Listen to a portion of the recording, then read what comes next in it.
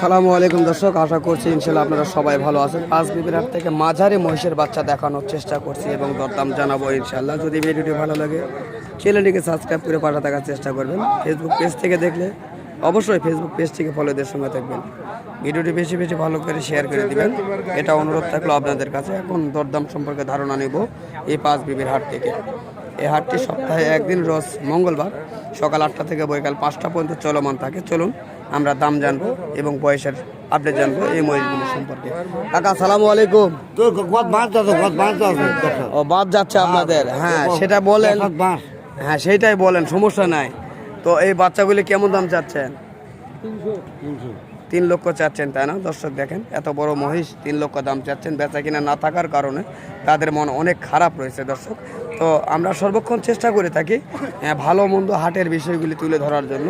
তো এখন এইমাত্র আমরা যেটা দেখতেছি, কাস্টমার ভরপুর দেখা যাচ্ছে কিন্তু কিনতেছে না, একবারে মোষ কিনতেছে না, আমরা এটাই দেখতেছি। তবে হাটে অনেক লোকজন দেখা যাচ্ছে কিন্তু মহিষ কিনতেছে না।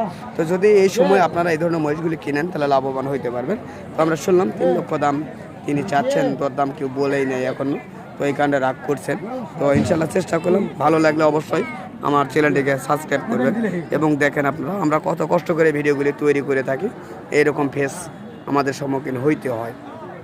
তো যদি আশা করি ভিডিওটি ভালো লাগে, ভিডিওটি বেশি বেশি শেয়ার করে দিবেন, সঙ্গে থাকার চেষ্টা করবেন। আবারও দেখা হবে অন্য কোনো একটা ভিডিওতে।